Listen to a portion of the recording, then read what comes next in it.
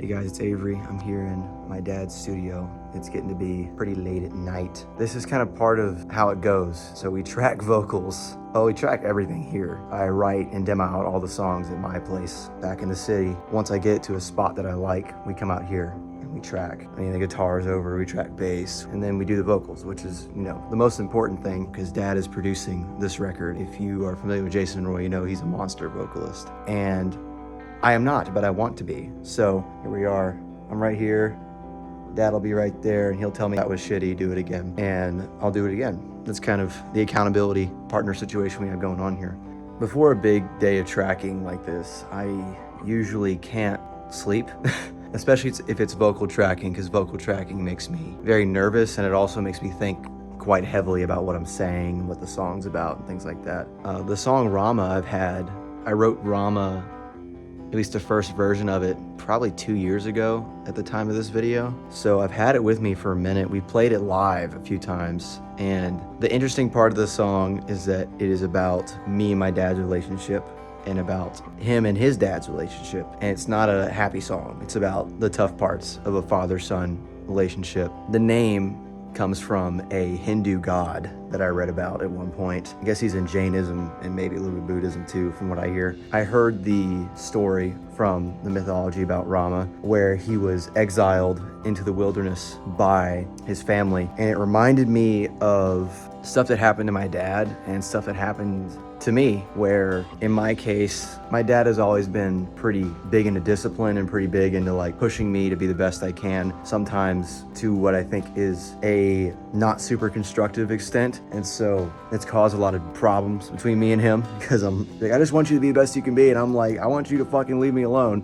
That's where that part of the song comes from. And then there's a very real part about, and my dad has talked about this publicly before, so I'm not super concerned about saying this, but my dad had a really tough childhood with his family, and he literally, when he told his mom he wanted to do Building 429, she kicked him out of the house. So he literally was exiled by his family, and I was just like, oh. Obviously, it's not beat for beat. I'm not saying I'm very well read about that specific part of Hinduism. I'm not saying that it's like to a T lined up to how the legend goes from that text, but I resonated with it and thought about me and Dad's struggles in our relationship, and I thought about my dad and his struggles with his own father being way too hard on him sometimes. And obviously we're all good now. I mean, Dad's producing the record, my grandparents and all that, we're all very close, we all see each other all the time, but it's the kind of thing that everybody goes through. Everybody has family problems. I'm not gonna ignore that or just like pretend it didn't happen. Like, I need to address it to be able to remain healthy psychologically, and so does Dad. If you listen to a lot of the early Building stuff, there's a good bit in there that's like, it's really raw, So is it a little nerve-wracking to be singing the lyrics I'm gonna sing in front of my dad? Like, not just in front of my dad, but like we're gonna be singing them over and over and over and over, getting the right takes? A little bit nerve-wracking, but I think we're on the same page now more than we've ever been in my entire life. And our relationship has never been as healthy as it is today, like really good, and we're working together, obviously. So I'm excited to do this song. It's definitely the most like straight up arena rock-esque song on the album, which the whole album is kind of supposed to have a flavor of arena rock sound to it. Like, it's still prog, but it's gonna be like, got a lot of rock roots, more so than the previous records. And that'll be a thing for this record specifically, I would say. Rama is kind of the epitome of that idea. It's very like verse, chorus, bridge, chorus, and it's a banger. It's over in like 3.5 minutes. That's rare for me. Usually I write 15-minute long songs. Doing a pseudo normal song for once. So it'll be cool. It's still awesome though. That's tomorrow. Right now I'm just thinking through the lyrics, thinking through the vocal parts, just contemplating all the things the song's about and making sure my head's in the right space. And I'll get some rest here soon and we'll hit it tomorrow. So that's what is happening right now. So yeah, we'll see you tomorrow. So do you want me to get you the stems for the background vocals? Yeah, let me have those. Okay, I gotta get my computer. Hey, hey.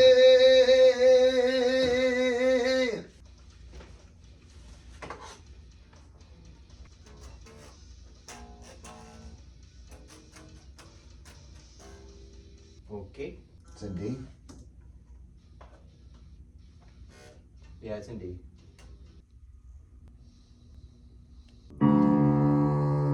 Oh, wow! Wow! Hey, it's your shadow speaking. Nice. Door and leaving. All right, so now I want you to think about something else. I want you to listen to yourself, and you'll hear when you're over throttling your lead vocal, okay? So listen, it starts off good. You hear right there in the middle, you kind of switch to from singing to yelling, right? So let's try to keep it where we need it to be, okay? Okay. Nice job. Here we go. Wait! Fuck, wrong lyric. Hey, it's your shadow speaking.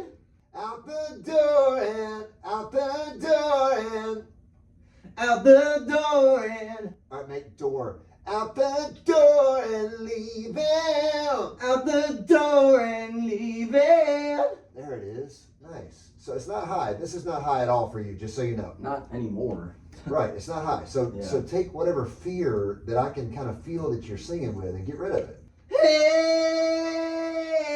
it's your shadow speaking. Great. Let's do another one. I want that line over and over again. Okay? Hey, gotta get to the note. Shadow, shadow.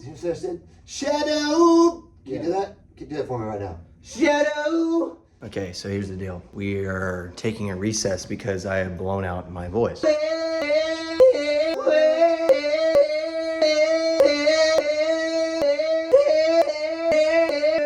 As you might have heard, you might notice that when it comes to me doing vocals and singing, typically every single line that you hear in a finished song has been recorded like 30 different times. Minimum. I'm pretty confident as a metal vocalist in terms of screaming, but obviously on this record we're taking a more melodic approach, which is something I've been wanting to do. But it has been exceedingly difficult because, you know, I just haven't like sang like clean vocals very much in my life. So it's been hard, and also we've been celebrating me and Dad's birthday for the past weekend, which means we've been drinking a lot of alcohol and smoking a lot of cigars and things like that. So my voice isn't exactly in the best shape as it could be right now. We're taking 5 and we're gonna actually pivot over to tracking bass for that song and see if my voice can heal up and we can hit that section once more and get it nice and tightened up. But that's where we're at right now. Get some chips, get some salt in me, get some sodium, but that's where we're at, so yeah. All right, here we go. We're just gonna, I guess, wrap our heads around it, see what we got going on. Say when. When?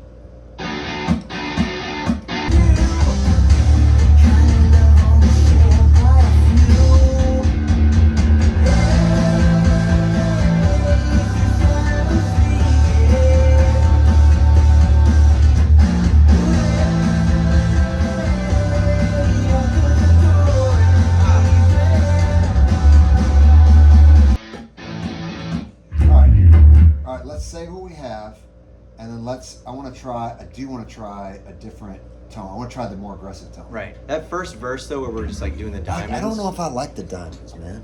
Really? You don't like the? There's a. It's like menacing to me.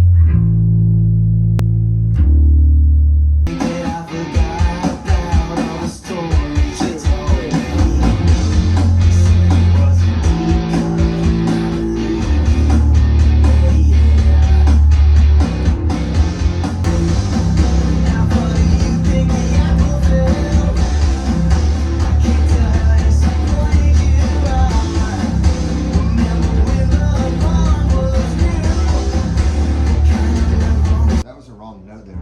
I didn't read it. It needs to be. Yeah, I need to workshop some. There we go. That's cool. Can you save that for the second chorus? Sure. Just play the roots. Okay. For Okay. now. Nice. Got this straight in.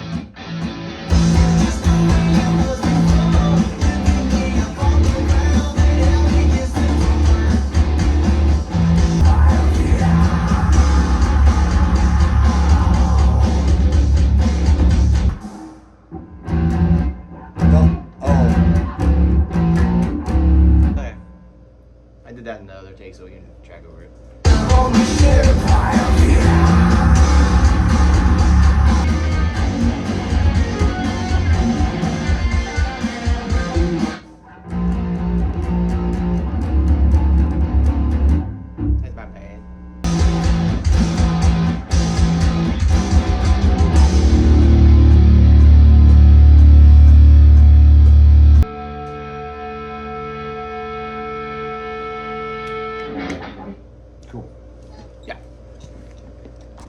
Okay, so we just wrapped up for the day. I'm here in my old room that I grew up in. It looks very different. My childhood is officially dead, but that's besides the point. So we finished up tracking for the day. It was tough, but it always is. The bass part, that was easy. BGVs was decent.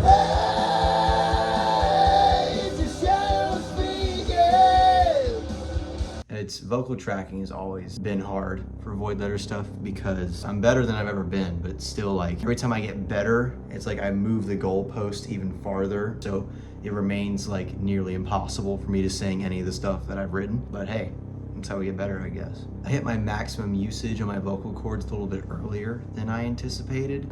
Again, probably because of all the drinking and dehydration, all that crap. So I guess you reap what you sow, but damn it, it was my birthday, so whatever.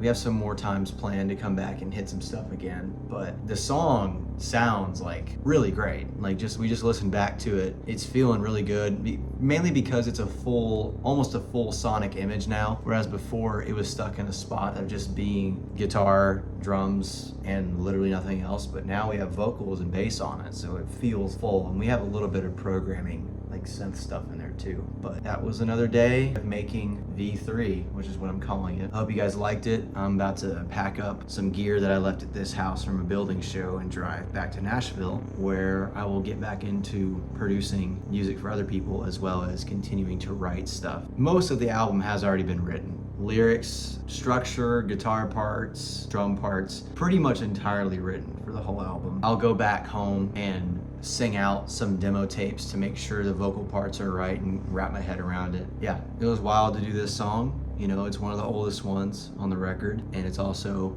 about me and my dad, and it was me and my dad working on it. So that was interesting, but hey, you know, we might do a video together where we actually talk about that song's meaning a little bit more. We'll see. That's just a concept. I'm gonna go pack up the drums. So thank you guys so much for watching, and stay tuned. I'm probably gonna put a little clip of what the song sounds like right now in this video. Not final, but here's what the song kind of sounds like right now. Hope you like it.